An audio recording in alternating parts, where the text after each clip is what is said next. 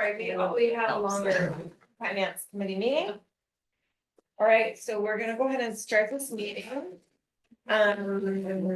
Let's go ahead and call to order. Do we have anyone participating via AB 2449? No? Do we have anyone online? Everybody's here locally? Okay. Thank you. Go ahead and start with a roll call. When I call your jurisdiction, if you'll please state your name, then give me. Here, yeah, Lisa Gaucher. Lisa Gaucher. Thank you. Atherton. Brisbane, Colleen Mackin. Burlingame, Donna Folsom. Hillsborough, Leslie Ragsdale. Menlo Park, Betsy Nash. Middlebury. San Bruno. San Mateo. We have a quorum. All right, great. Public comment for any items not on the agenda? Don't see anyone, Close public comment. If we can get an action to set the agenda and approve the consent items. So moved. Thank you very much. Second. We have Director Gaucher, second by Director Mackin. All those in favor? Aye. Great. And next is chair report. So chair report is really just that we are advancing through our CEO review. Is there anything else on there you have for me? Nope. Okay, CEO review. I have a call out to a couple of people I need to reach out to. Thank you for everyone who has sort of helped me just with a little bit of feedback.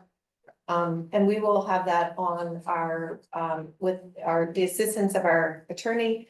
We will have that on a closed session for May to have a discussion about the goals that have been achieved. The future goals and then kind of the evaluation and compensation. So that'll be in May. And if we can get it approved, then it'll go on to open on probably consent calendar in June, and we'll move that through. Okay? That's it. Go ahead. On to the Stafford CEO Yeah, report. yeah. And we'll do public comment on both those at once. Perfect. Okay, I'm gonna move through this quickly because we've got some meaty topics today. The first of which is just to let you all know, some of you came in toward the tail end of the meeting, but Audit and Finance had its first look at our fiscal year 25-26 budget. We had some really good commentary. I didn't hear any major recommendations for shifts in approach. So we are on track. That will come to executive committee at your June meeting. And we will take into account some of the comments that we received today. So that is on track. I do want to let you know that we are meeting with both of our rating agencies, one of which will be today with Moody's at 1 o'clock. And then in June with Standard and Poor's. These are just our standard annual meetings to check in on how we're doing. And they meet with many different CCAs just to get a sense of the market and what's going on in the industry. So the first one of those is today. Some of you heard this in the previous meeting, but there is a PCIA, our favorite topic, our exit fee, PCIA rulemaking underway. As I think we've explained before, there are two tracks to this effort. The first track is in the near term. We expect that within a month, we will have some better indication of what we're looking at that would impact our fiscal year 26 budget as well as 27 and 28, most especially. We are working with Cal CCA to try and mitigate those impacts for the coming year. And that's potentially pushing out the timing of some of that. So more to say on that when we come back to you in June, because by then we should have some specifics to report out and how that will impact our upcoming budget. Track 2 is a multi-year effort that will look at the different methodologies for how they calculate PCIA, the true ups and all that goes into that. We've done this in the past. I'm going to be honest with you. I don't have a high hope for lots of favorable changes, but we'll see. Maybe we'll we'll do better this time. So just heads up that that's coming back into focus in the next couple of years. Just also want to let you know that in our risk management area, you all may recall that your board adopted an energy risk management policy in November. We then started our risk oversight committee meetings in January. the next piece of this, which will show up in the CEO goals for this coming year, is to expand that out to be an enterprise risk management policy. So now taking the next step to wrap that risk management policy to cover the entire agency and all of the other components that we need to pay attention to. So Nick and his team will be working on that this coming year. And then just also a heads up that we had hoped to take the month of July off from public meetings as we did last summer. Got a call from Roy on Friday afternoon that we have an opportunity for some long-term contracts that have been held up a bit due to tariffs. And we've got a window and we have to take it. So it looks like we will be meeting in July with the potential then to take August off. So I just want to give you all that heads up. That literally came up Friday afternoon. So that's it for my report. Okay. Great. Take public comment. Any public comment on these two items? All right, seeing none, we're gonna go ahead and close that, and we're gonna move to item number 5 with Nick, which is a discussion of our futures facility plan for PCE. Nick and Nelly. Oh, sorry, Nick and Nellie and Mark. I think are all working on this. We're all working on. Everybody's working on it. Sean, do you wanna set the Oh, stage that's for right. us? Thank you. Especially for some of the newer executive committee members, this is our facilities update is dealing with our current office location here. The lease is up next September, so we have plenty of time, but we got a head start to take a look at what the potential is out there in the marketplace for us to potentially move office facilities. Nellie and Nick will be saying more about why. There's a small committee that has been formed to take a look at that, and I think we're gonna turn it over to Nellie first, correct? Correct. Okay, great. And then answer. So today is discussion only, but we also want some feedback Feedback, on the yeah. direction that we're headed presently. Okay? Take it away, Nellie. Right. Hey, everyone. You know me as the board clerk and Sean VA, but I am also the office manager, which is how my fingers are in this project. So as Sean mentioned, our lease is ending for this building in September of next year. We rent this building at 2075, and we also have a suite next door, suite 150 at 2055. The combined square footage of both of these spaces is 7,600 square feet. And we rented this place, our lease began in 2017 when we had approximately 10 employees. As you have heard or seen in our budget forecast, we are currently at 63 employees. We're planning moderate growth going forward. You know, I think we had a real jump in the last couple of years, but we're planning moderate growth in the future. And our current office has 27 workstations. That includes cubicles and private offices. So noting that our lease is ending the upcoming year and making sure that we got out ahead of this, we put together we're calling it a workplace of choice committee. So it's a committee of staff with Nick, myself, Mark Hirschman, and Catherine from HR.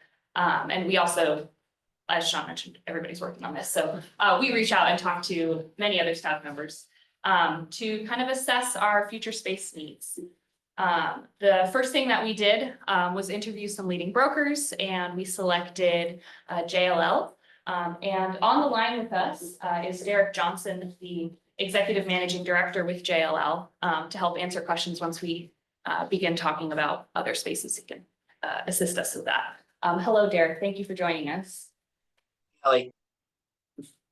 Okay, so our challenges with our current office.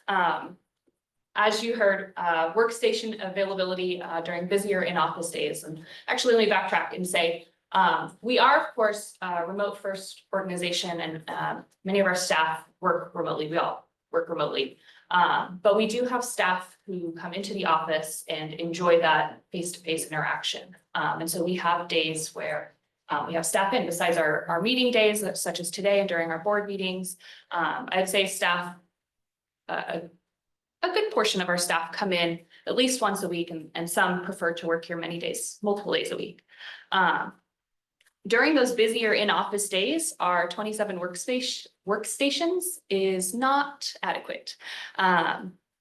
We have had people, I have seen our staff doubling up at desks. So we definitely have a need for increased workstations. Also our boardroom. So right now it's comfortable. We have plenty of room in here. But as I'm sure you've all experienced on board meeting nights, when we have our full board here, plus members of the public, plus staff, it's tight and it is cramped quarters.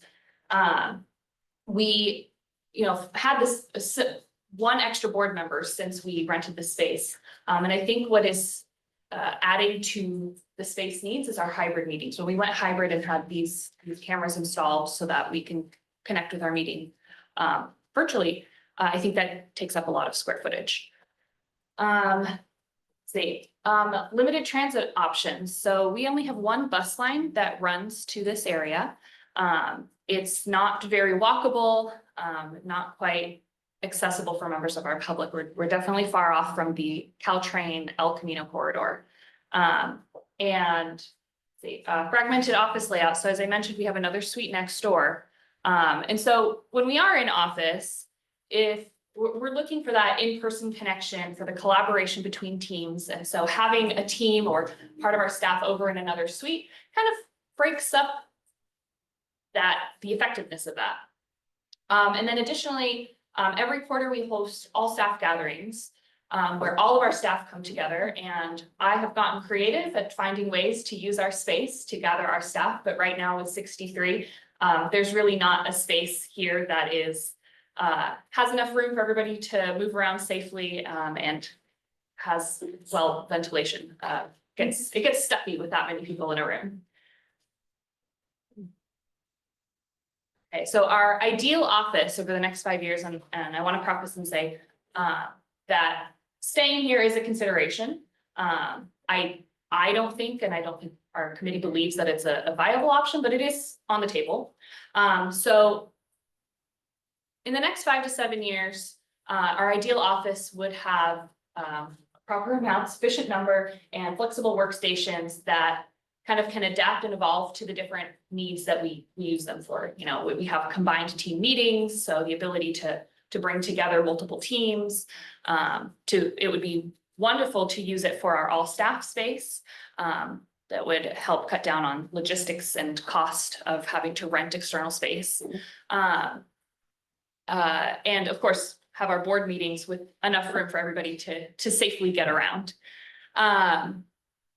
Which is the next point here. A larger and fully accessible boardroom to be purposely built for the hybrid meetings. Improved public access, being near that El Camino Caltrain corridor so that there are multiple ways for our public to access these meetings apart from the one bus lane that serves this area. We also did a staff survey just to kind of understand what amenities staff would be interested in our future office. And the results of that survey, the top 3 or 4 items were ample and secure parking, increased public transit accessibility, walkability to restaurants and services. There's only one place to walk to grab lunch here, and it is the taco truck across the street, which is great. Phenomenal tacos. And then natural light and a modern flexible workspace. We also, should have structured my presentation differently. We also did a center of gravity study. So kind of mapping out staff zip codes, where everybody's commuting from. And we found that having a central location would best serve staff and the board, right? At the moment, our office is pretty far south. So for those traveling from North County, it's a bit of a haul to get down here. So something more centrally located would benefit staff, the board, and members of our community as well. And then ideally, as I mentioned, having space for our all staff gatherings would help. Okay, so our work with JLL, as I previously mentioned some of these things, the center of gravity study was done via JLL. We gave them the zip codes and they mapped it out for us. They performed a needs assessment based off of our number of staff, projected growth, inclusion of a larger boardroom, having increased number of flexible, smaller conference rooms as well. And identified about 8,500 square feet is needed for us. And that would be unified square feet, right? We have the extra 1,500 over there. So this space is about 5,600 square feet. But having all of that space united in one area would be ideal. I mentioned the staff survey, just looking into amenities that staff were interested in. We also toured 12 sites with JLL, and so we've kind of gone out and seen what is available in the county, what is out there right now. And we also checked with San Mateo County for available space that they have that they could lease with us. So we've been very busy. Okay, I'm gonna turn it over to Nick. Sure. Who will talk to you about numbers. A little bit numbers, but also looking at some real life examples. And as Sean mentioned, we really want feedback from all of you on the general direction, not this is the space you should go. But generally, are we thinking about this correctly? Are there things we should consider that we're not, or things we're considering that we shouldn't? But as Nellie mentioned, we've toured 12 sites, so we've seen what's out there today. More stuff could come out, more stuff could come available. We're sort of thinking of sort of a funnel. We've narrowed that 12 down to, what is this? 1, 2, 3, 4, 5, 6, 8 on this page that are viable alternatives. I think we'd be okay moving to any of them. Each have their pros and cons. On this page includes our current location, 207 Woodside Road. I've included here numbers because you probably want to, as a finance guy, I want to know how much do all these costs? When you go shopping for a house, we could all have wants, but maybe can't afford it. So we put here what I've called it's a 7-year net present value. I know this isn't the finance committee, so I don't want to bore you with finance lingo, but basically it's looking at what is the cost of renting any of these sites over a 7-year period. It may be a 5-year lease, it may be 7 years. I assume 7 years for this example. But I've included upfront capital costs because some of these options include more upfront costs. Some have less costs, some have no costs, but higher rent. So trying to make it all apples to apples to compare across. And then you can see we've sort of done the increase or decrease as one decrease versus our current location. So of the 12, these are sort of the 8, I guess you could call it shortlisted. And I'm going to go through the 3 that I've highlighted here in a little more detail. Again, so you can get an idea of what's out there. What are and everything, as I'm sure you've all shopped for homes, they all have pros and cons. Next page. So this is the first location on the page. It's also the cheapest. The least expensive, nothing's cheap, 1,300 El Camino Real. So just to get everyone level set, this is if you're taking 92, get off 92 and go north maybe a mile, half a mile. So a great location for commuting because 92 goes across. You can get there from both 101 and 280. The one negative is it's not exactly in the center of sort of action. It's not in the middle of Burlingame. It's not in the middle of San Mateo. It's not in the middle of San Carlos. But with that comes lower cost. It's not nowhere. There are some options. There's a Starbucks, there's a McDonald's, there's restaurants. It's more Safeway. There's more action than here. But it is sort of between centers of, downtowns. It's an older building. Class B is a term you may have heard. It's, I think 30 years old or so. But it's been renovated, so it looks good, I'd say. It's 6 stories. There are suites available, multiple suites available on the 5th floor that we could break down walls and reconfigure to come up with a square footage that would potentially match our needs. With that comes upfront costs, but I've included that in the analysis. As I mentioned, it's a 6-minute walk to a local Caltrain stop, so not a, what do they call it, a bullet stop. But it does have public access, just not as good as maybe if you're downtown Burlington.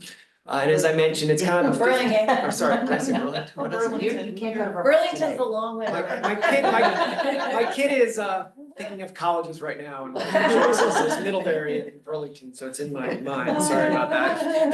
And as I mentioned, a 15-minute walk, so not ideal, not awful, just downtown San Mateo. It has good parking. You'll see when I compare it to the other options, 3.4 spaces per 1,000 square feet rented. But it also has probably even access to more of this parking around the city street. So being not in a downtown Burlingame, it has probably more access, some that's safe and secure and part of the deal, but also on street parking. Can I ask a question? Yeah, please. On that, Sure. because I know we all take public transit. Yeah. We try, but many of us do have to drive. So on this particular situation, how many spaces then, you're saying 3.4 per thousand, if you're renting, say, 8,000 square feet, just 5,000, whatever you're renting. 8 times 3.4. So that's all we have that's dedicated to us. Yeah. And the rest of us have to park on the street. Well, But there's flow. there's one, board meetings would be at night, and so there's not assigned parking spaces, so there's probably more parking at night if we do have a full board meeting. But still, yeah. people would have to park Yeah, away, I mean, like a block and yeah. block. I mean, technically, this space probably only has, I don't know what the number is, 2 or 3 per 1,000 square footage. No one's in these buildings, so we get free reign. Right. All rental options are not gonna be, no one's gonna be able, there are no 40 spots included with any of these options, so there's all, So, but what I'm saying then is if you drive down underneath and take it, it's underground parking? yep, Okay, It's- so if there's you go down underneath at 6:30 at night or 5 o'clock at night and there's open spots, You can can park. we use them? yes. Okay, how many total spots are there? I'm guessing 100 or something, Oh, okay. 200. I mean, it's a 6-story Yeah. building. Okay, Yeah. Lots of park. Lots of okay, parking. so there's parking underneath that we could all use for meetings. And And a the service. hall. And, the hall. and there's, And a surf spot. and side streets. Okay. The rent is the lowest of all the options. It will require some upfront capital to reconfigure these suites. Which the landlord likely will not fund. So I've included that all in the number. Net, it's still the cheapest of all the options. So pros and cons, just an idea of what's out there.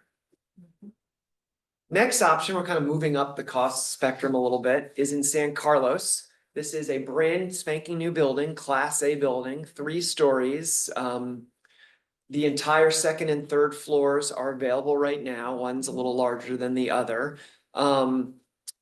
It also has a 14-minute walk to a Caltrain stop, but it is closer to downtown San Carlos, like a block or 2 away.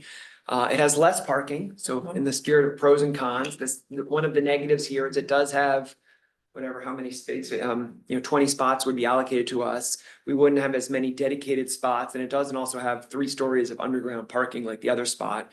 So this would rely a little more on surface street, but Nellie, who lives in the area, says it's a lot available in the area, but pros and cons, it's not as good, great parking. Rent is higher. On the positive, the landlord is eager to get us in there, and we're told, this is all, I should have caveated up front, the numbers I showed are like indicative, like when you go buy a car, buying a house, manufacturer suggests, there's all negotiations. Some we've had a little more detailed conversations than other, but the numbers will change. They all may come down, they all may go up, but just gives you an idea of which is more expensive than less, but we're told the landlord may be willing to fully fund the construction. We may have to pay a little more extra for things like a boardroom if we want something different. But the upfront capital costs would be minimal for this spot, but rent is more expensive. So NPV is about So a this couple, Class A? This is Class A. Class A. Because it's new. brand new, no one's in there. It's right now that if you go on the second or third floor, it's a shell. And you don't need the whole floor, so. We would, no. Oh, you would take Yeah, a whole we would floor? take a whole Yeah, floor. 8,100 or 8,500? Yeah, our needs assessment is about 8,500, give or take, so Okay. it kind of fits somewhat perfectly. Yeah, And how many parking spots? So Total. 1.9 Math. times 8,000, so it would be, 16. yeah, This 15. one doesn't have, I would say that's the biggest downside about this building. Cause the good thing about San Carlos is you don't have to pay for street parking, but then the bad thing is you'd have to move your car every 2 hours.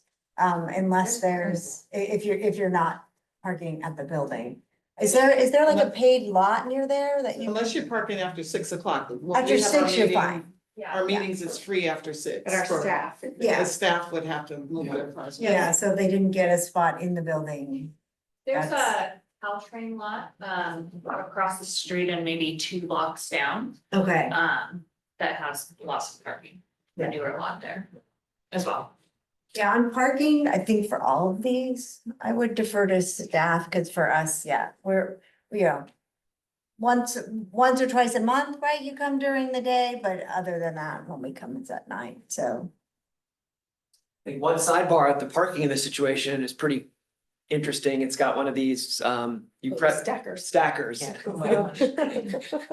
Like New York? I've never seen it in action, but I guess you press a button and it like goes get your car and. Yeah, it moves does. around. You just have to be careful. We had one fall in. I mean, honestly, that's the Wait, biggest what? downside. of this We, place. Burlingame, one of our built small buildings like this had a stacker and the sensors didn't work quite right. And the woman was in the car and the car fell Oh, into God. the, like almost crushed her. And Nice. I've seen more and more now. Yeah. So now they have to have a full-time attendance at the stackers. We require them now. Good idea. Yeah. Nick and Nelly, question for me also on the space. Are you looking for dedicated boardroom space, or are you looking for buildings where you can share Yeah, that that's a good common question, space too. that has maybe a larger footprint that you can, then you only use it when you actually Want me to absolutely take that need one? it? Or do you Yeah, guys wanna take that you one? got it if you want. I'll take that one. One shoreline. We have been working through this, so yes. Mhm. And in all of Nellie's research, what we've struggled with is finding room that can accommodate the number of board members we have with all of the AV requirements for hybrid meetings. So far, I've come up short on that. Mhm. The one potential that's on this list is the Samtrans building, which is new. That's in Millbrae. And with the other issues with that are unfortunately kind of take it down in the list in terms of, but that is the one option around of all of these where that would be a potential. And if I can add, we're trying, not even trying, our plan is not to have a dedicated boardroom that doesn't get used the rest of the time. That's right. We did a space planning or design planning session with JLL. And they showed us some models that they have of, similar to actually how this room works, which many of you may not know, that behind Yana are some glass panels that would follow this track. And it closed this off into a smaller board meeting. And so there are many, many different ways to divide up the rooms. Our plan would be to nest our conference rooms into the giant room, but be able to open everything up Yeah. to use as a boardroom or for our. And for the all staff. staff. That's the issue is the configuration of this space now is chopped up. So we cannot fit 63 people in Yeah. any of this space here, including over there. And then we pay to go outside than to meet. So the idea would be a different configuration that combines multi-use. And that is not an option for us as far as I understand it, at Samtrans. That's a dedicated boardroom with guys. But the dedicated boardroom, we just share it when we need it, right? Correct, in that It's a model. little like we Yep. do in one shoreline. Yeah. So then would you need less square footage? Yeah. Yeah, so I mean, in the Samtrans alternative, which is a boardroom that we can potentially share with Caltrain or Samtrans and maybe also Caltrain, and they're all in the building. And as a finance person, I don't like spending money for a room that you use once a month, so I love that idea. The problem is, we'd have to rent it, once a month, we'd have to lock it in, we'd a little bit beholden to them, their setup.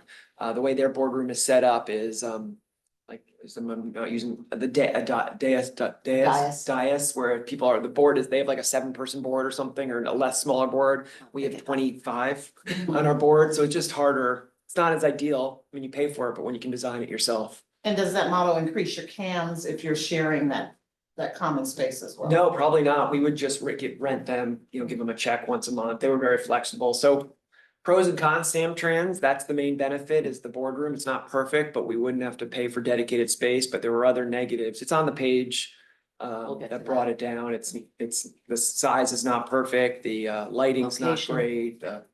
You would just think in this market, like there Right. are buildings, there are buildings that are Yeah, sitting empty, that's the Everybody thing. thought it would be way less expensive, including us, like, oh, we're gonna go out at an opportune This is why time. we bought. And in truth- We bought a new building because it was so much. And we cheaper looked just at that to too. buy. Mhm.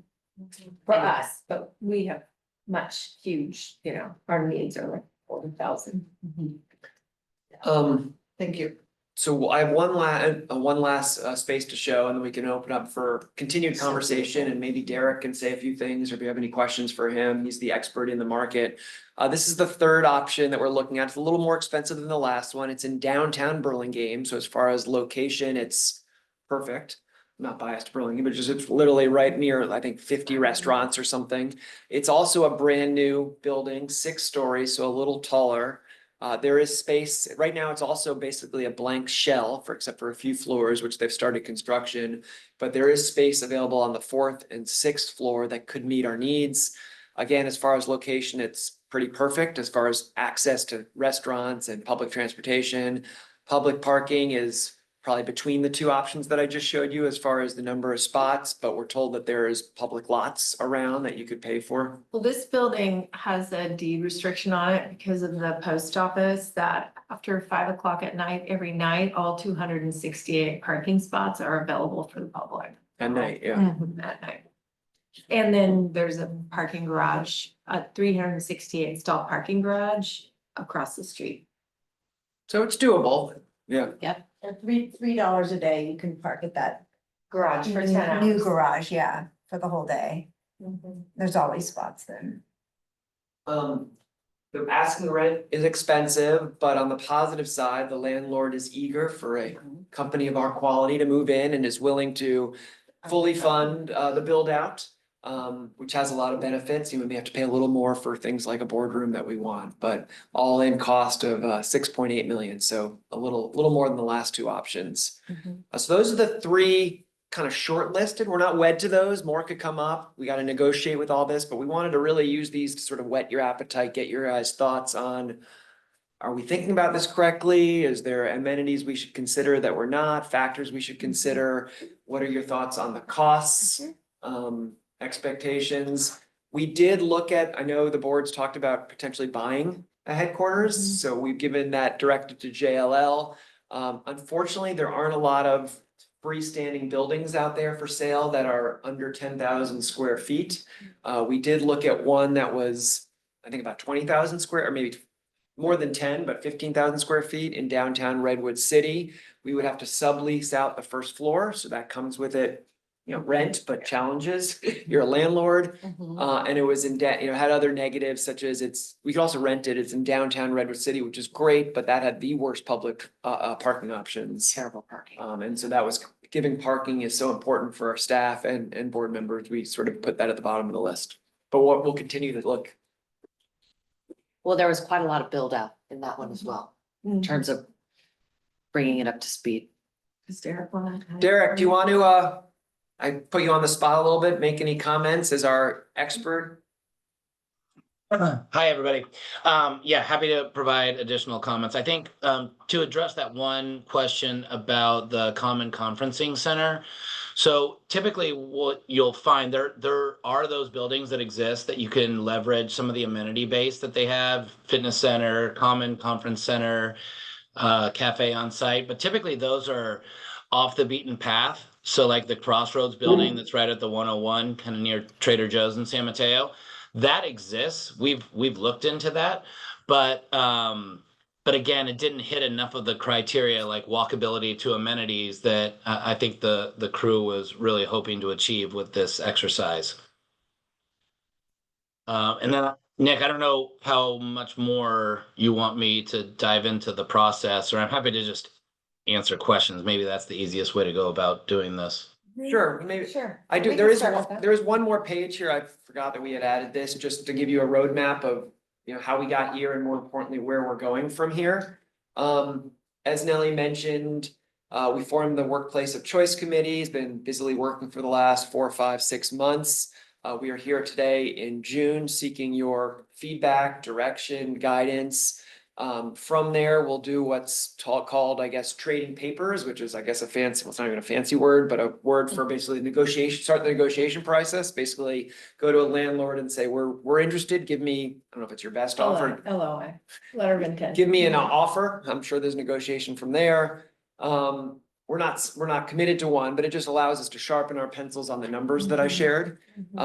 We would then come back to this committee, likely in August. It could slip or there's no magic to the date, but probably in August with a final recommendation with a specific location. Go to the board to seek their approval, sign the lease by the end of this year in the fourth quarter at some point, and then start construction, which could take 9 months or so, depending on the spot. Some require more build out than others. Mhm. And that would put us at a move-in date, right when this lease expires on this spot. One thing that's in the staff report that I want to just note again is that in none of these cases would we be paying double rent. So even though we're on the early side of this, which gives us some time to, if we need to continue to shop, we're not gonna be beholden to having to, if we sign a lease early, pay rent early. That's good. Yeah, I don't know if you asked the staff this, but I'd be curious if you feel that people would go into the office more often if the location were more desirable. For instance, right downtown San Carlos or downtown Burlingame, like, oh, I'll go in, and then you do have access to, workout places nearby and lunch places nearby, and maybe you go in for a half day, you work from home half day, but then you do, this is just my guess, but you would get that Yeah.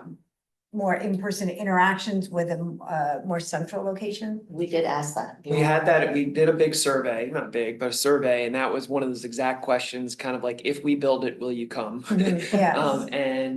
We had to serve them 1 time a week too, and we had, I forget the exact number, but people, I mean, it's only words, so they may, but there was definitely, yeah, if it's near action, if I could take BART there or Caltrain.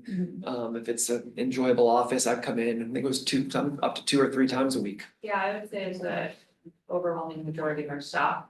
But that is my theory.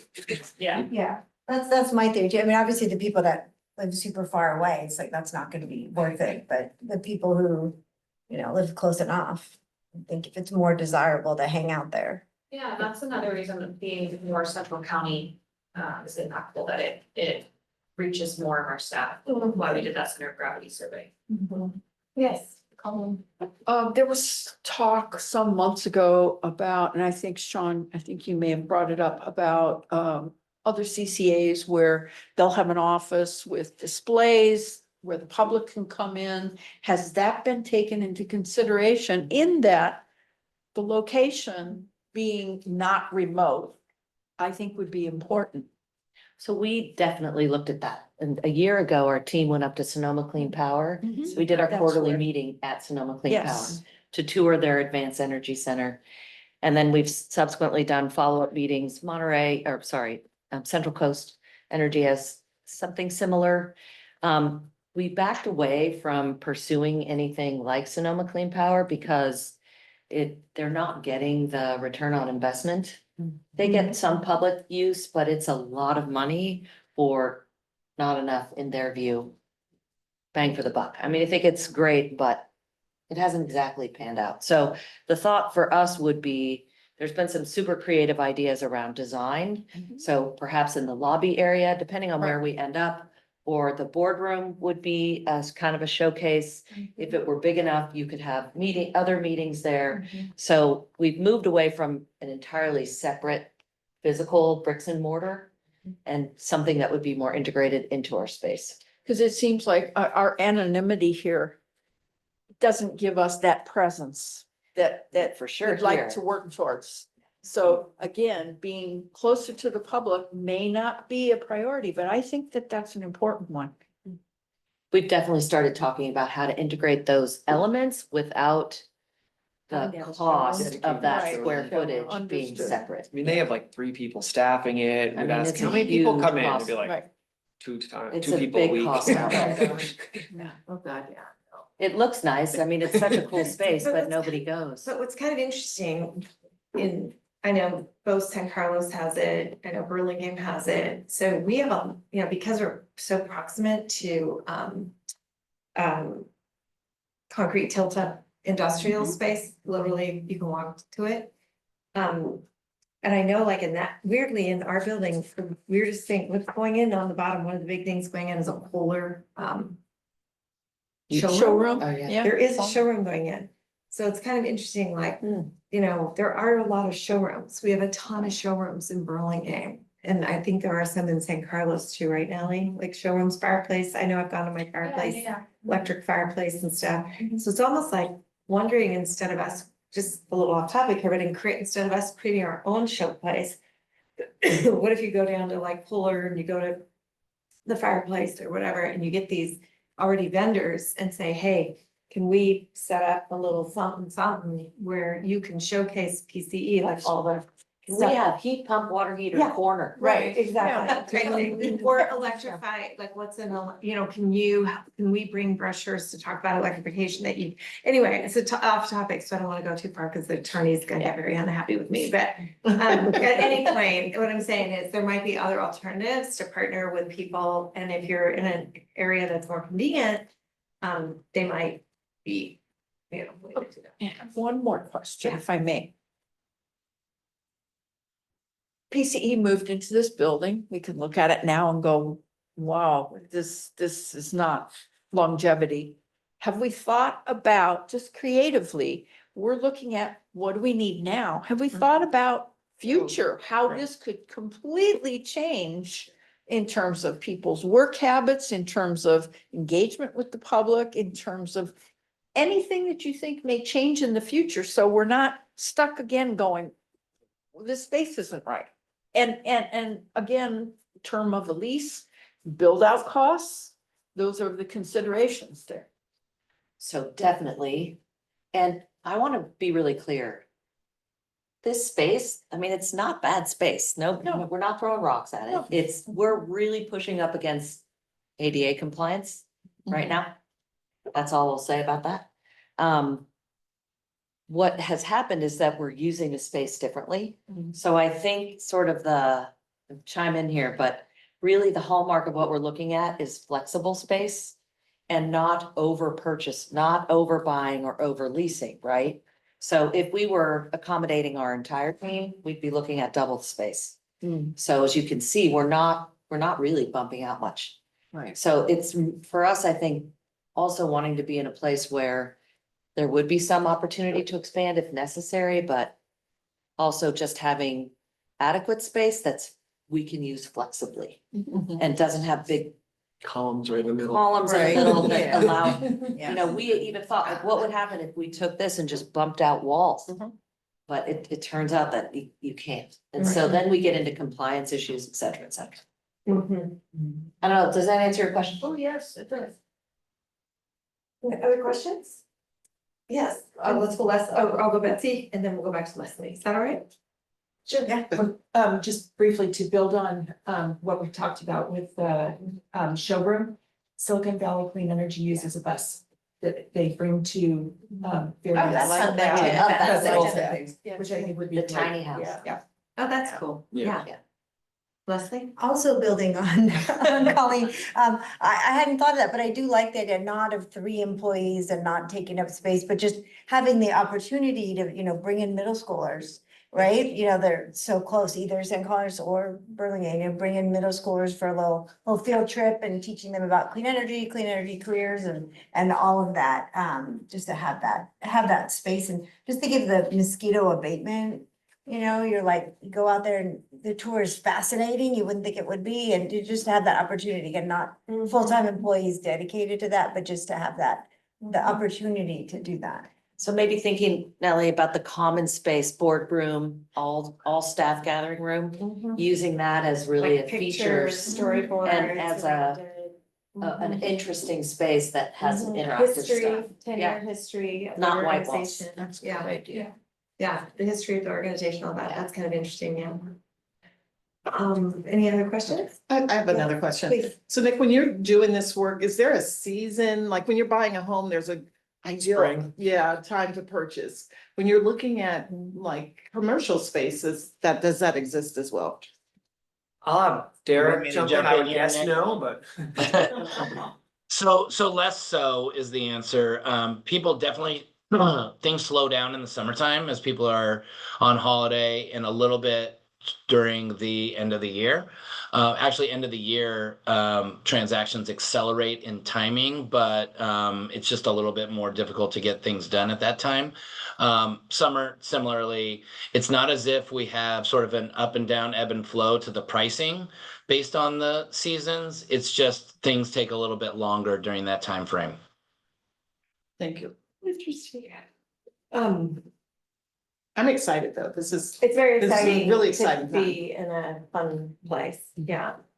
Any general feedback on how we're approaching this? Like, One more question yeah. to Derek. Hey, Derek, did you, obviously I know a lot about one of the buildings that's going on here. But I was just curious, I think I was kind of under the impression that on one of those floors, there's a WeWork-ish type tenant going in.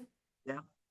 At 220, and the only reason I ask is because if you have like flexible space next to it, so if you had more people that came in, instead of having to get a bigger space, you could flex into the WeWork space when needed. And Yeah, and great street knowledge, Donna. So they were on the 1 yard project wouldn't line. happen without me. They were on the 1 yard line with a group called Industrious at 220 Park. They were going to take 20,000 square feet. They had been sort of flirting with one another, both Industrious as well as Dostert, the landlord. It ended up turning out that it's not potentially going to happen. The other group that has, again, also been courting the building has been another group called Canopy, which is more on the higher end WeWork side.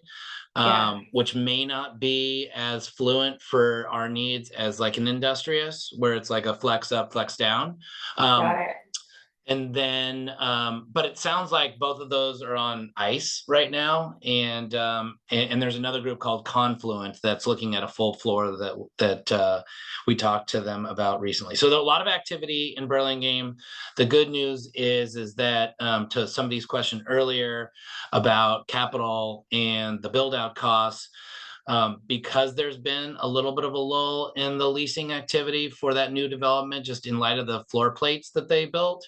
The landlord has shown that they are willing to come out of pocket to jumpstart activity in the building, which you could be the benefactor of. Yeah. Just again, with the review that Nick gave us, and 3 times we've been told about Caltrain. One of the advantages to both Millbrae and Burlingame, I'm just gonna mention, is that you have both Caltrain and Samtrans. And one of the difficulties we have in the north part of the county is there is El Camino Transit, and then there's East Side, its own dedicated, and it's very difficult to get east-west. The lines don't exist. In fact, Samtrans has discontinued a lot of lines. So to me, those are big benefits, because I'm sure Nellie's talked to staff about what kind of transportation would you use, but thinking of future as well, that additional transit is going to mirror some of what is there today, both Caltrain and Samtrans. Derek, I think there's also a BART shuttle in Burlingame. I'm pretty sure there's a BART shuttle. Is anyone on commute.org or anything? No, but I was gonna ask the question about those, I think there is. the commute.org. I think there's a little shuttle that runs BART through the Bayfront and downtown. I should know, but Nellie, can you go those back are to in the, flux though. matrix with the property listings? I'm a little sensitive on time, but I wanna gut check. So potentially, if there's some wiggle room in Burlingame, and that's TBD, right? That we only really kind of get to it when you, what is it called? Trade papers. And so we're thinking about these 3 as sort of obvious candidates at the moment. So, you know, if there's a chance for Park Road to come down, that obviously makes it a little more in the running. But it's more expensive, as you can see. So I'm just wanting to make sure that executive committee understands where we're at. Does this make sense to you all? Because then we will have to bring it back we'll come back to you, right, once we learn more. And then the idea would be to come to the full board probably in September now, because it looks like we may take August. For full approval to proceed with the top one or two for final negotiations. But some of these are not less expensive. So we just have to get real about that. And executive committee, I want you all to be with us so that if there's some pushback, we can all explain what's up here. Comments, anyone? I've not gone through the budget process yet, so that's Fair. gonna be really interesting to understand all of that, but if you can get into the paperwork and bring the costs down, it sounds like an ideal location. So it should definitely stay on The Burlingame list. the Burlingame. Yeah. It's a great location. Yeah, it is. It's got all the amenities. Derek, your job is to get the price down, Derek. Unfortunately, this is already down. They're the ones who said they'd pay for the build out, but maybe we could do more. Derek can work his magic. Right, Derek? Yes. I mean, there's benefit too in having all that build out done for Yeah, us you know, and not Donna, having to do it. Donna knows. Donna. No pressure. Okay, anything else team that you need for comments? Can I ask about, I just wanna get a sense between, so are we directing our energies a little more toward Laurel and Park only because those. How do we feel about the El Camino Real and San Mateo? It's a little less, but it's also not Little quite as, it doesn't seem as attract. If I were an employee, you know, I mean, we go to meetings there all the time for One Shoreline and other places. It is a little remote, like, and it's not the most. Are they in that building? They're they're closer. 2 blocks. Okay, Blocks the okay. other way, yeah, right, yeah. It was actually very nice space. It's a nice It space really too. was nice The San space. Mateo you're talking about? Yeah. 1,300. Yeah. But here's the thing, it Schwab. requires build out. Yeah, I've been there for Schwab. I don't love the location. I mean, even though it seems like you're just kind of right there, you can go to You're not. Safeway and. Yeah, it's a little food desert. You know, as a staff member, I would much prefer to be right downtown. I don't love the parking situation in San Carlos, but you know, that would be maybe a point of negotiation to get more spaces or something. I know we like to take public transit, but I think to get more spaces during the day in San Carlos, I think Well, would be this helpful. comes to your point too, which is getting an 8,500 square foot floor plan. If for some reason we've had more staff coming in at more time, we're constrained. That's true. You really always have to be rotating remote first office in 5 years, 6 years. Well, but if we weren't doing the build out, we weren't paying for it in 5, 6 years, we may want a bigger space somewhere. Right, that's So that, to me, equalizes. I mean, you're not out of pocket. You're not out of wasting pocket, money. right, No. that's what I'm, that you want to the move upfront, anyway. yeah, Move in You 5 wanna years. move yeah, anyway. if you had to, we don't know, could be. Right, I'm just saying, it's cheaper to bump out a wall and expand to your Sure. next door neighbor versus if you have a floor plate that is completely maxed. Then you're Right. forced to move. Oh, that's right, that's true. That's Yeah. what I'm saying. Burlingame has expansion opportunities. San Carlos is limited. We'd have the Oh. whole floor, I mean, basically. Yeah, cause you're I taking the see- yeah, I whole see what you floor, mean. so there's nowhere to go. You'd have to Right. take floor below, you have 2 Yeah, floors. There's only 2 floors. You know. So is that still an option? And if we're concerned about parking, and if there's nowhere to grow, should it continue to be an option? Yeah. San Carlos? Yes. It's up to you, Chris. Like pros and cons, you know? Yeah. We think 8,500's enough. You're right. 5-year lease, you could move. Yeah, So you're you're right. not locked in forever, we're not Right. buying. The parking, the negative of, it's not no parking, but I would say one of the downsides of San Carlos is the stacked parking deal, but Yeah. there's parking on the street. And Staff parking, I will tell you guys. You know, you gotta give yourself an extra 15, It's a 20 pain. minutes to get in Oh, and really? out. I don't love that that. building. I like to pull up, I'm out in a minute. But it's, you know, it's $1 million less than Burlingame, so everything's pros. I mean, Over Give me- 7 years. Over 7 years, true. Right. Good point. Very good. I like your guys thinking, I'm just Yes. trying to be. no, we're trying to be very responsive here and give the whole range. Yeah. For me, I know So- we don't have like Adam and Carlos, our bicyclists, but I do think parking is a big consideration for those who drive. And some are gonna drive, they drop off their kids in the morning, like whatever it is, so to me, if parking is gonna be potentially unpleasant experience, you're going around the block, you're moving your car, you're scared of the stack parker. I think that even though we are pro public transit, I think that is something we really need to factor in for the daytime. For the evening, it's not an issue. They can bikers, I know bikes can go on Caltrain, right? Mhm. So Yeah. there's plenty of efficiency, so Mhm. people could ride their bike to Caltrain. Yep. At And is there a- bike parking at all of these Yeah, locations? there's bike parking. And in terms of Or at least numbers, in Burlingame and Everett, over the usually. long term, I'm not scared of the numbers and presenting the numbers to the full board. This is an investment in our future investment in the staff and the board and the public to the extent that we can invite the public in. So I'm not scared of the numbers. Can you guys help me with the bullet? So Burlingame and Millbrae have the bullet stop versus what the local every single. Right. And so just thinking from your board member hat on and as representatives of the public, how big a deal is that? We know what it means for the staff, but I'm just curious if you think about it. Does that really matter in terms of ease or not? It is helpful, it's not a game. It's not. Yeah. Okay, good. I just didn't know.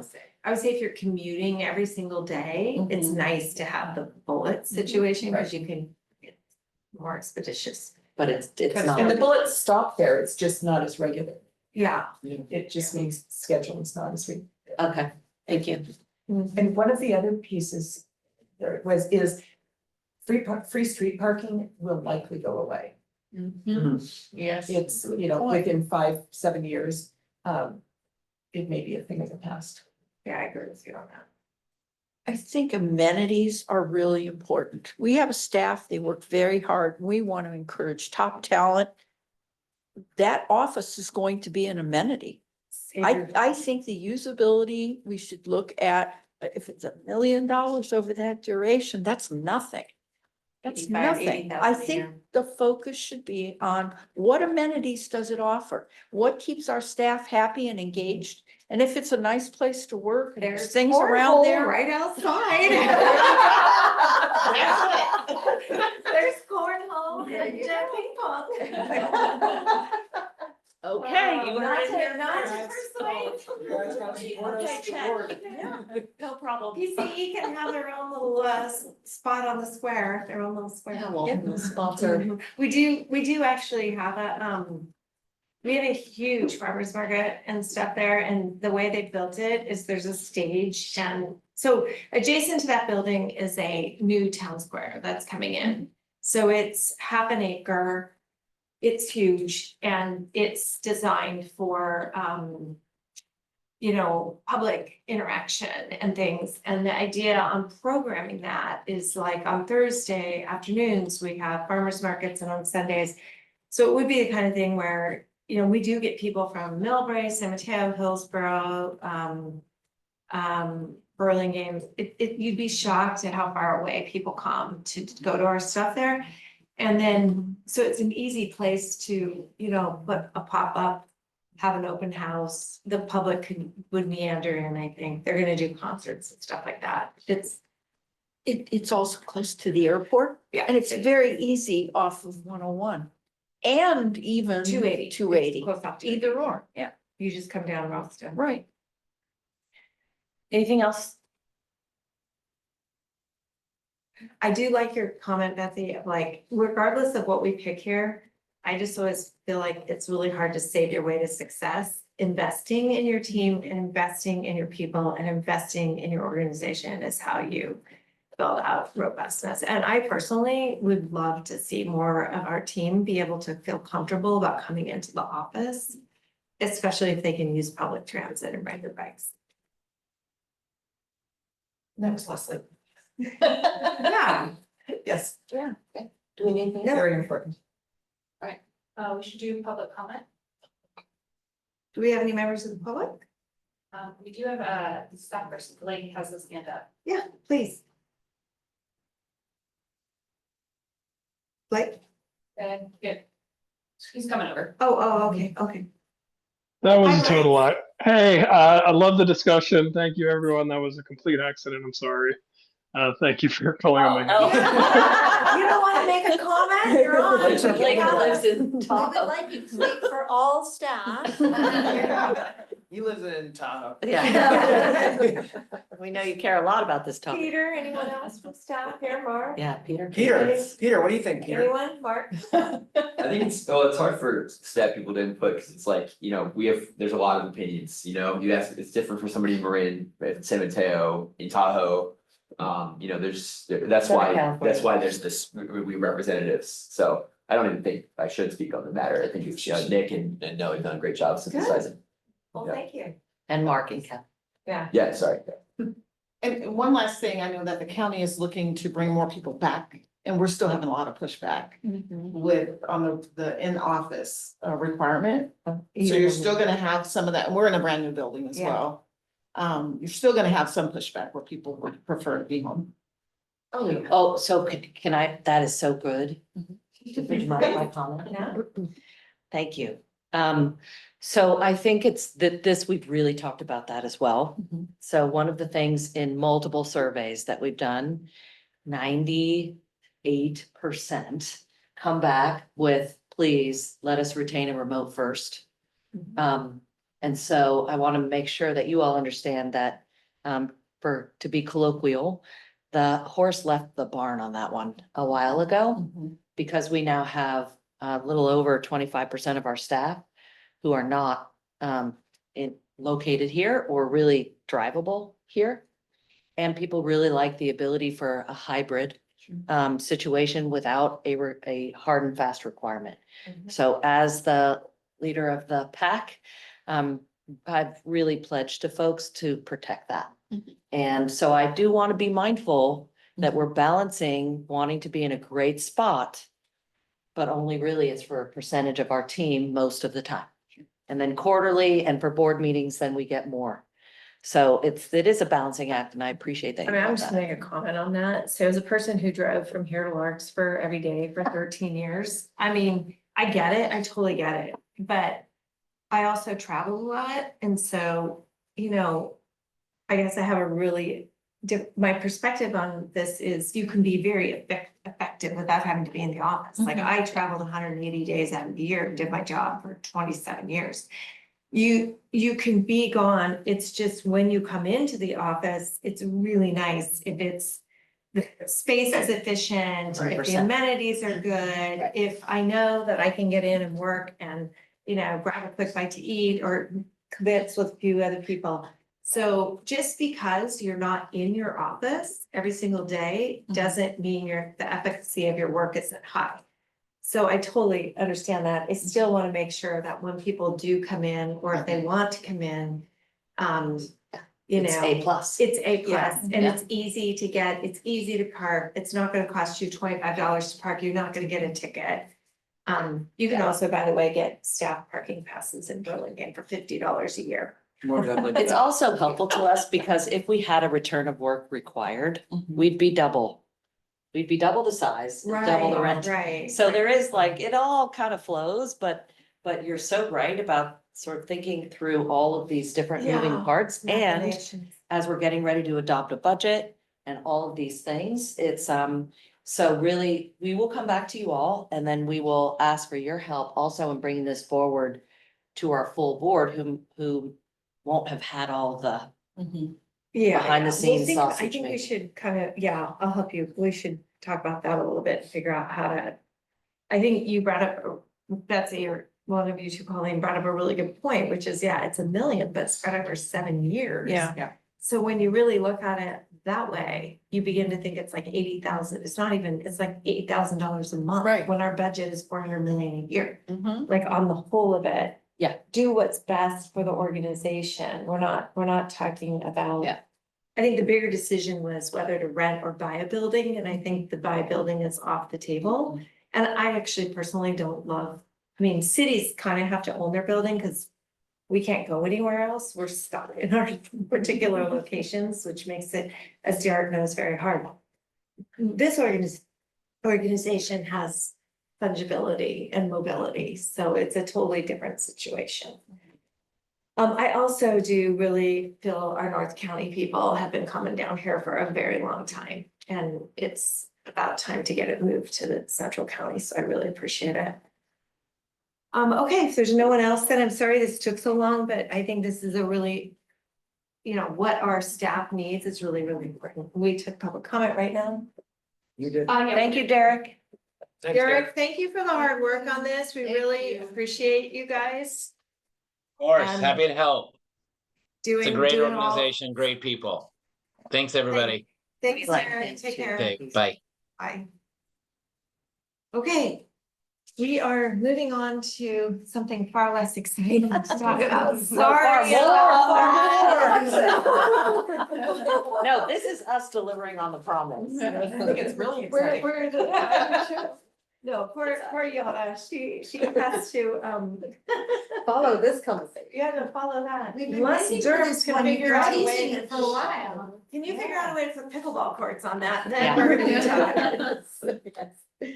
Agreed. All right. Thank you so much. I think most of you know me now, but Jana Kopichok-Lande, Associate Director of Innovation Strategy here at PCE. I'm working with Peter, Senior Manager of Distributed Energy Resources, on this exciting opportunity to purchase a software.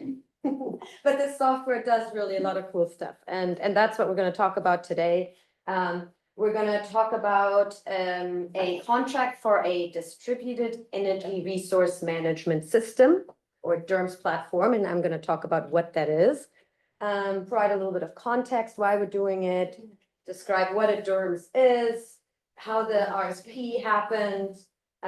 We are briefly introducing the proposed vendor that we want to contract with, and then describe the contract structure, and then recommend approval of a contract with Lunar Energy for this software service. So to start from the top, we've talked about this, you said you've teased this up a few times already, so I'm going to do this very briefly. We're working on our strategic plan for 2026 to 2030. The board has had several opportunities for review and input.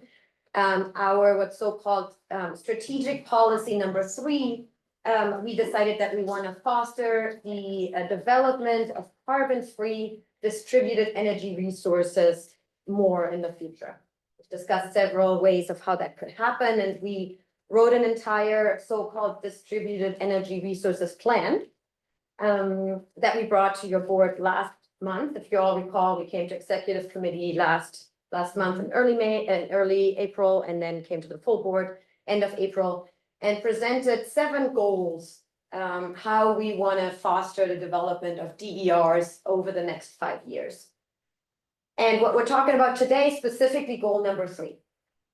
Goal number 3 stated that we want to develop a virtual power plant, also called a VPP, that aggregates 10 megawatts of dispatchable capacity from customer-sided resources in PC service area to the benefit of the customer PC in the grid.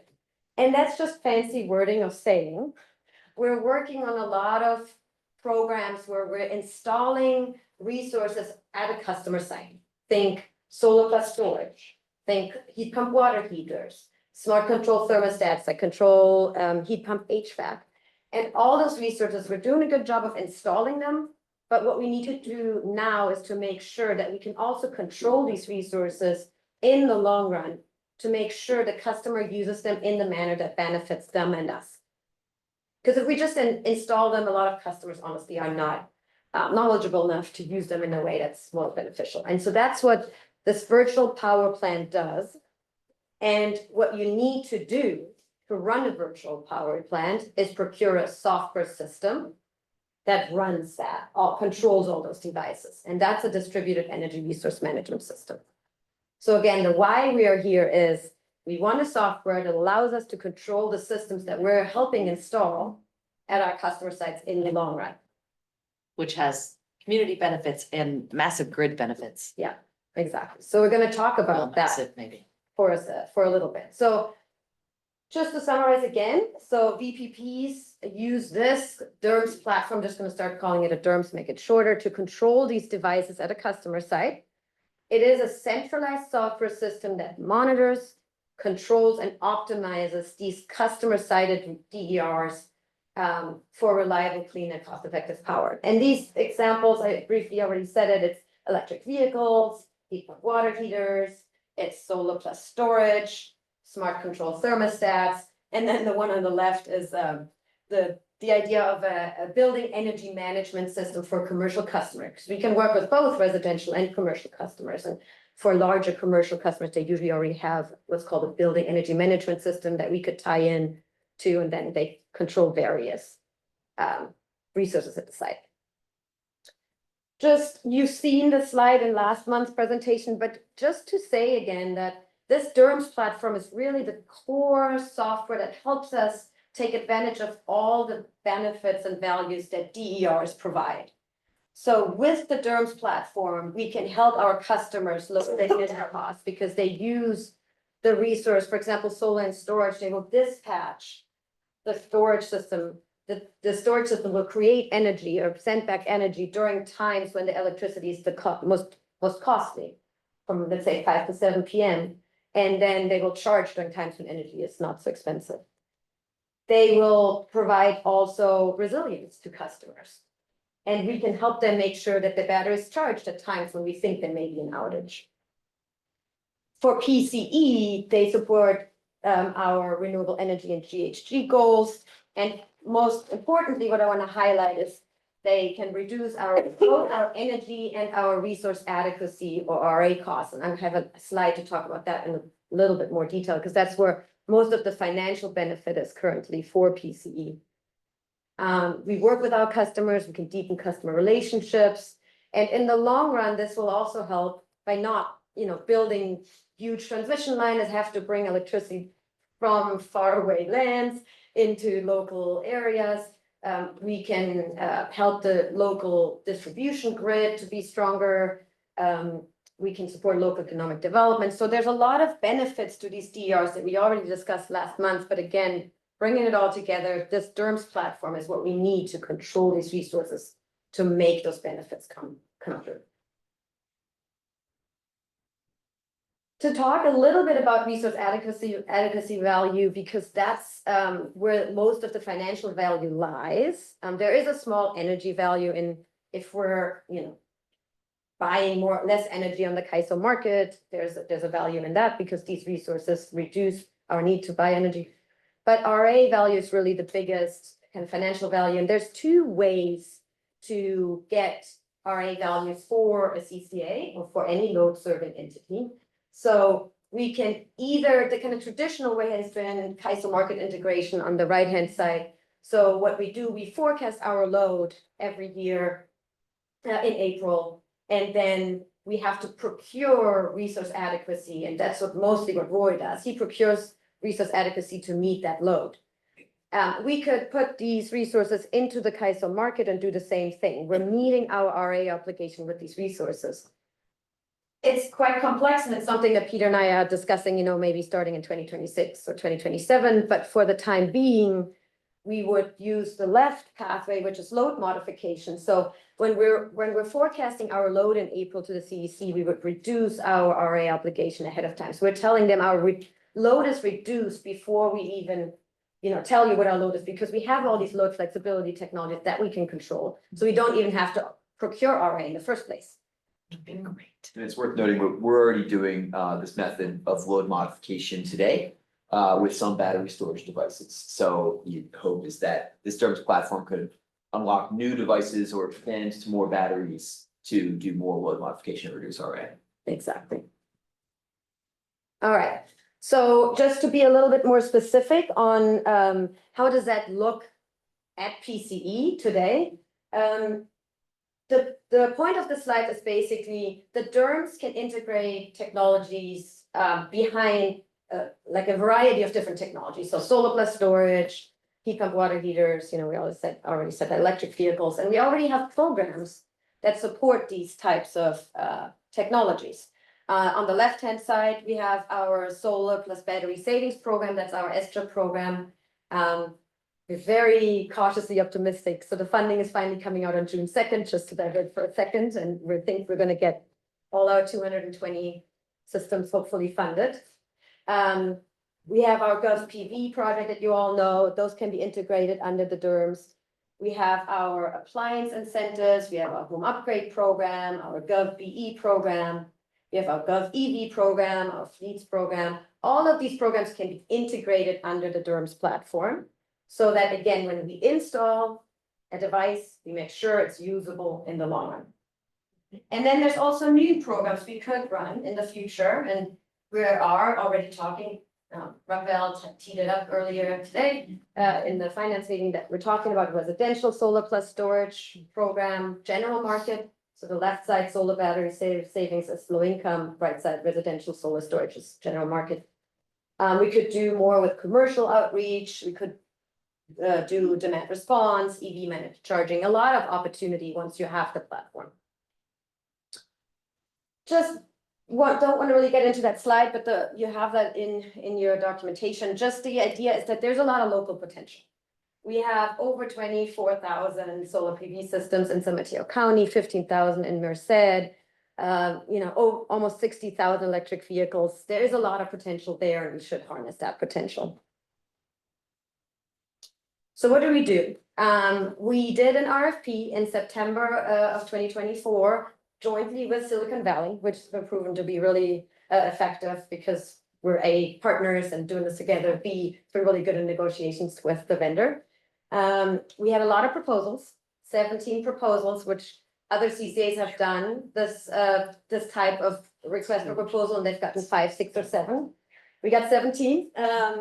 We got it down to 5, had interviews in December, did a lot of detailed analysis comparing the 5 finalists.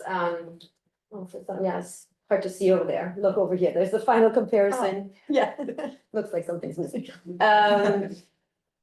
And then had a lot of internal conversations. By the end of January, decided we would like to contract with Lunar Energy, and are now bringing that request and that recommendation to the board. So who's Lunar Energy? Lunar Energy is a DERMS provider. They are also a battery manufacturer, but that's kind of irrelevant for this particular scope of work. They offer the grid share platform, that's their DERMS software. They have an international background, but have a local presence, have been in Mountain View for a long time, and that's where they operate out of here in the US. And they're also AVA Community Energy's DERMS provider. AVA was the first CCA to run such a DERMS RFP. MCE has a VPP, but they went a different approach. They didn't do an RFP. And they have really been just shown to be a great partner in this process. They are very flexible, very open, very personable, just good to work with. And also on the right-hand side, you can see that they have a lot of devices already installed worldwide. Their focus is energy storage, which was really important to us because that's our focus. We're working a lot on energy storage implementation right now. That's where we see the biggest value for DERMS systems. And they focus a lot on residential customers, and they can work with us on that load modification pathway. They are already working with us under the Sunrun contract. And so that was really helpful for us. So now the last section, just talking about what this DERMS contract looks like. That's what we're bringing, portion of this we're bringing to for approval to the board today, and then to the full board on the 22nd. So this DERMS initiative is really broad. Under the RFP, there's different pathways to get basically devices integrated or incorporated under the DERMS. You can do that by Lunar bringing us devices. They work with Sunrun already, and they can say, we will make sure we will bring devices to you and we will charge you a fee. We can say no, but we also have existing programs that we want to integrate. We don't need you to find the customers. We have the customers. We just simply want you to do the software integration. And then there's a third pathway where we can say, we want to work with Lunar and other partners to grow new programs, maybe commercial programs. And so this is what this contract structure reflects. We have an MSA, a main services agreement, that really just describes the legal terms and conditions. Under the MSA, we have a scope 1 that really just deals with the delivery of the software services, the thing, the tool. So they're bringing us the tool and they are describing what tasks they will do to bring us the tool, the performance guarantees, the cost, the service fees, all of that. And there we are paying them for fixed cost, annual fixed fees, which they were pretty low for them compared to other providers, and then a setup fee. So that's the budget of 700,000 that you see there. It's over 5 years, an annual fee plus a setup fee. And then under scope 2, 3, and 4, we are addressing the different pathways to bring devices under the platform, as I just briefly said. So under scope 2, we're saying we want to integrate our ESTRA program. We want to integrate the heat pump water heaters installed under our home upgrade program. We want to integrate the municipal facilities that take advantage of GovPV. So all these CCA programs, we want to bring them to the platform and be able to control them. And so we wrote a contract and came up with a budget, a bottoms-up budget calculation of how much would that cost us for the programs that we already have today. And that's an NTE budget of $2.4 million. Under scope 3, we would do a load modification agreement. So that is the idea of like Lunar. You already work with partners. You bring us capacity, you bring us devices, and you take care of everything. And you give us an all-in fee, and we may hire you for that. That's the Sunrun example that Peter referred to. We would do an expanded Sunrun contract with them. And that's something where the Power Resources team would also get heavily involved, because that's the type of contracts that they typically sign. They make these kinds of contracts for other RA purposes. And then lastly, for scope 4, we would work with Lunar to maybe develop new programs. So that's the idea of maybe a commercial program in the future that we're not doing yet. As you can see, scope 3 and scope 4 have budget TBD, because today, importantly, we're only bringing the MSA scope 1 and scope 2 to you for recommended approval, and we work on scope 3 and scope 4 through the rest of the year. It's a lot of work. This has happened really quickly, and this has happened really quickly because of our ESTRA program, because our ESTRA program, like I said, the funding comes out in June, and we need to integrate those resources under the DERMS platform in June or July to meet CPUC requirements, and so we needed the platform to do that. So that's why we're bifurcating this process and saying MSA scope 1 and scope 2 now, scope 3 and scope 4 by the end of the year.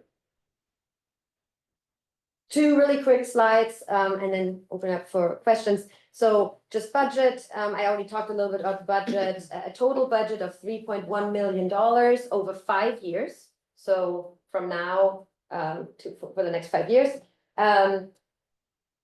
There are fixed fees and volumetric fees, and important to note that the volumetric fees only apply once devices are actually integrated under the DERMS platform. So you can see the second one in the table here, the Lunar connected capacity fee. That's the ongoing fee for the integration of devices. If we're not as successful as we wish in the integration of devices, we're not paying. We're only paying for what's integrated. We also had better economics due to the collaboration with SUCE. They gave us a discount both on the fixed, the setup fee and the annual fees, and also that connected capacity fee. It goes down the more capacity we have, the more devices we have integrated under the DERMS, the lower the fee gets. It's first 28, then 21, then 15. So the more economies of scale, the more devices we have, the cheaper it gets. And then we have also negotiated for performance guarantees. So we can terminate the contract for cost and convenience, means no cost. We have service level agreements, so certain timelines for technical support and resolution. We have load shift performance guarantees. If these devices are not doing what we want them to do, and Luna has forecast that they would do that, and they're not doing it, we will get money from them. So we've been in really heavy contract negotiations over the last 3 months, and that is all leading us to this, which I have already briefly said. So we are hoping that the board will approve NSA scope 1 and scope 2 this month, and then what we would do is we would launch the platform in June and July. Lunar's already working on that. Peter's already leading a lot of the operational work with Lunar. Then we would integrate our SGIP resources. That is our high priority. Make sure that happens in June and July for PUC requirements. Then we would continue discussing scope 3 and scope 4 by the end of the year. And at the same time, in parallel, work on the integration of our existing programs. So GovPV is the next step, the residential general market, solid storage program, home upgrade, etc. And so to close, we are recommending approval of a main services agreement in 2 scopes with Lunar for a 5-year term and a budget of 3.1 million this month. Wow. Yeah. I know. There's a lot. You can see how it's all starting to come together. Yeah. Does anyone have questions or comments? Yes.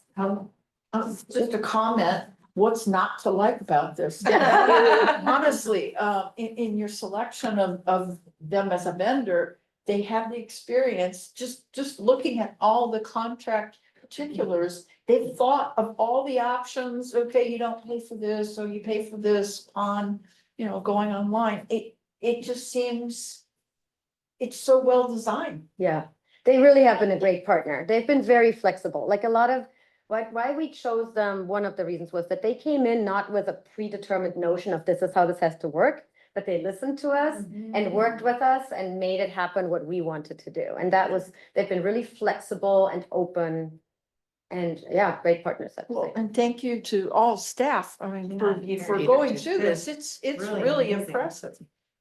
John's been quarterbacking the heck out of this, so doing an incredible job. Well, and this is such a major goal for PCE. Yep. So this Yeah. is so integral to everything outside of providing electricity. This is Yeah. big. It's the centerpiece It of is. our next 5 years. I Yeah. mean, so all of this has been sort of seeded and now this is really the thing that's necessary to finish growing the big tree. Yeah. With all the branches. Another way to answer your question, Director Mackin, is, the CAC asked us in a different way, which is kind of like, what are some of your biggest fears about this? It's worth caveating that this is highly explorational too. A lot of what we're trying to achieve is, has not been done at scale, but has been done piecemeal. Some thermostat load shifting here and there, some battery storage load shifting here and there. We're trying to look at like a unified approach in the long run, is kind of the grand scheme.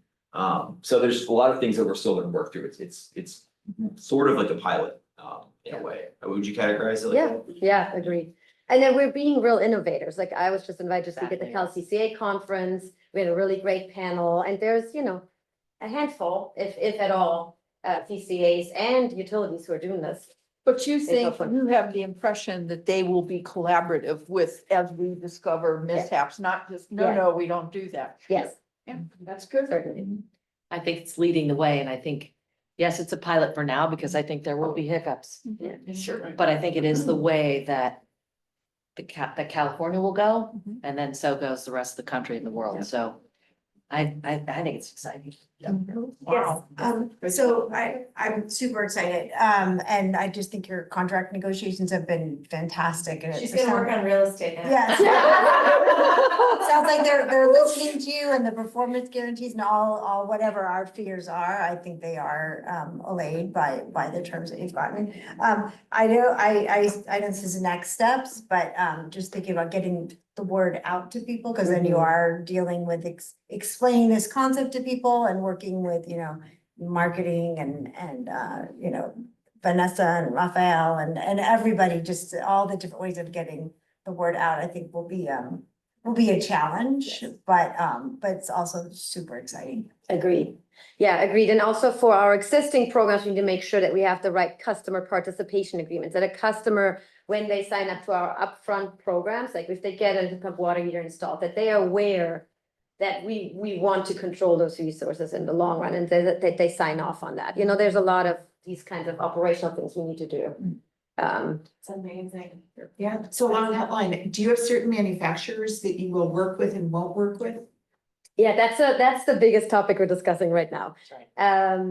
There's a long story, there's a long answer and a short answer. The short answer is under each program, we will determine which device partner we will work with.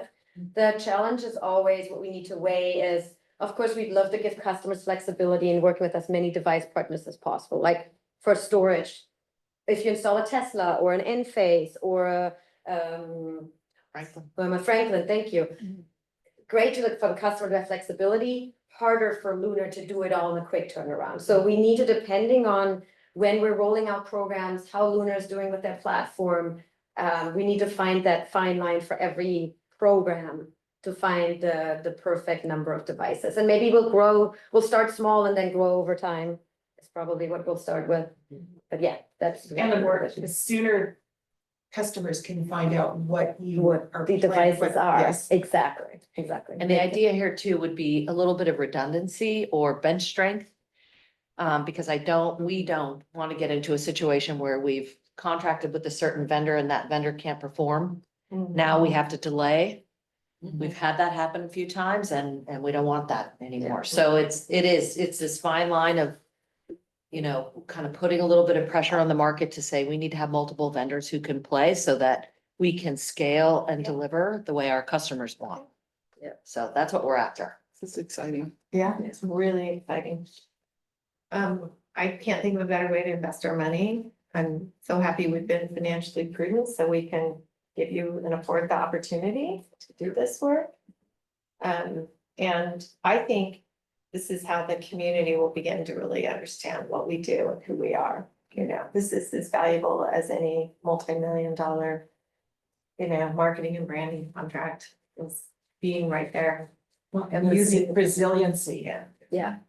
The resiliency is great. I have one other question. What does during the evaluation process, what's the reporting back to the board? Like how, KPIs, like, How yeah. do we know what Yeah. we're getting?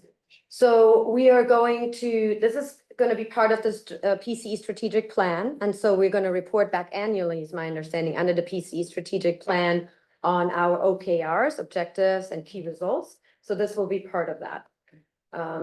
So on an annual basis, I think we'll set those OKRs and then report back how we're doing compared to the OKRs. Thank you.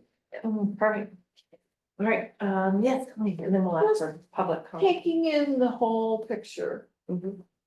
Since PG&E is mounting massive marketing campaigns, are they planning on doing anything like this? What are we dealing with outside of that? Because we still have, I agree with everyone who said this is huge residential and catapulting us in their view and their scope of what PCE provides, but we always have PG&E going, oh, we're doing remarkable things. Yeah. What are they doing?